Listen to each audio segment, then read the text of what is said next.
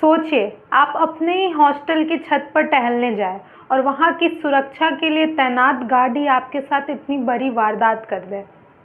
जी हाँ, अहमदाबाद से सामने आई इस घटना ने हॉस्टल और सोसाइटी की सुरक्षा व्यवस्था पर कई गंभीर सवाल खड़े कर दिए हैं। एक पीजी हॉस्टल की छत पर एक युवती के साथ कथित तौर पर रेप किया गया। घटना के बाद आरोपी मौके से फरार हो गया, लेकिन पुलिस ने सीसीटीवी फुटेज की मदद से आरोपी को गिरफ्तार कर लिया।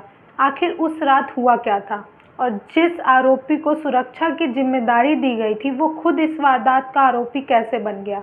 चलिए पूरी खबर जानते हैं। यह मामला अहमदाबाद के आनंद नगर इलाके की एक हाउसिंग सोसाइटी का बताया जा रहा है। पुलिस के मुताबिक वारदात शनिवार रात की है। पीड़ित युवती एक पीजी हॉस्टल में रहकर इंटीरियर डिजाइनिंग की पढ़ाई कर रही है और करीब 1 साल से इसी सोसाइटी के पीजी के हॉस्टल में रह रही थी। रिपोर्ट के अनुसार रात करीब 8 बजे युवती हॉस्टल की छत पर टहलने गई थी। इसी दौरान आरोपी सुरक्षा गार्ड भी छत पर पहुंच गया। पुलिस के मुताबिक आरोपी ने पहले युवती के साथ जबरदस्ती करने की कोशिश की और छत की सीढ़ियों का गेट बंद कर दिया। युवती ने इसका विरोध किया। इसके बाद आरोपी ने कथित तौर पर उसके साथ जोर जबरदस्ती की, मारपीट की और बिजली का तार इस्तेमाल कर उसे डराने और काबू करने की कोशिश की। आरोप है कि इसके बाद उसने युवती के साथ रेप किया और मौके से फरार हो गया। वारदात के बाद आरोपी रात करीब 8:52 पर सोसाइटी से बाहर निकलता हुआ सीसीटीवी कैमरे में दिखाई दिया। इधर घटना की जानकारी मिलने के बाद पुलिस ने मामले की जांच शुरू की।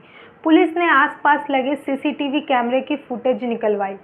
बताया गया है कि इस मामले में लोकल क्राइम ब्रांच और क्राइम ब्रांच की टीमों ने इलाकों में सीसीटीवी फुटेज की जांच की और तलाश अभियान चलाया।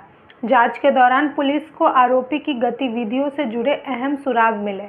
इसके बाद आरोपी को रविवार सुबह करीब 8 बजे हैबतपुर इलाके से गिरफ्तार कर लिया गया। पुलिस के मुताबिक आरोपी पहले अहमदाबाद की अलग-अलग कंपनियों में सुरक्षा गार्ड के तौर पर काम कर चुका था। इसके बाद उसने आनंद नगर इलाके की एक हाउसिंग सोसाइटी में सुरक्षा गार्ड की नौकरी शुरू की थी। सबसे चौंकाने वाली बात ये सामने आई है कि आरोपी को नौकरी पर रखने वाली सुरक्षा एजेंसी ने कथित तौर पर उसका बैकग्राउंड वेरिफिकेशन नहीं कराया था। पुलिस के अनुसार आरोपी को जरूरी ट्रेनिंग भी नहीं दी गई थी और उसकी बुनियादी जानकारी भी ठीक से जमा नहीं की गई थी। यानी जिस व्यक्ति को सोसाइटी और वहां रहने वाले लोगों की सुरक्षा की जिम्मेदारी दी गई थी, उसकी नियुक्ति पहले जरूरी जांच पड़ताल नहीं की गई। इस घटना ने सिर्फ अपराध को लेकर ही नहीं, बल्कि हॉस्टल और सोसाइटी की सुरक्षा व्यवस्था को लेकर भी गंभीर सवाल खड़े कर दिए हैं। आखिर किसी सुरक्षा गार्ड को नियुक्त करने से पहले उसका पुलिस वेरिफिकेशन क्यों नहीं हुआ? ये बहुत बड़ा सवाल है।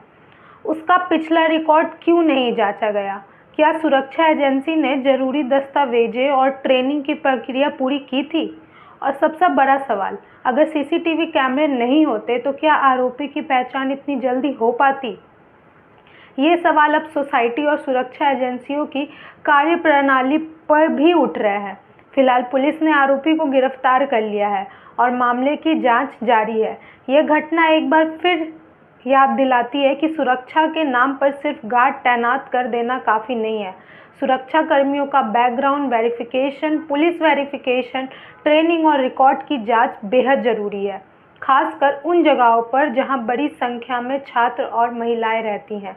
और ऐसी घटनाओं के बाद सवाल सिर्फ आरोपी पर कार्रवाई तक सीमित नहीं है, बल्कि ये भी तय होना चाहिए कि सुरक्षा व्यवस्था में ऐसी लापरवाही आखिर हुई कैसे।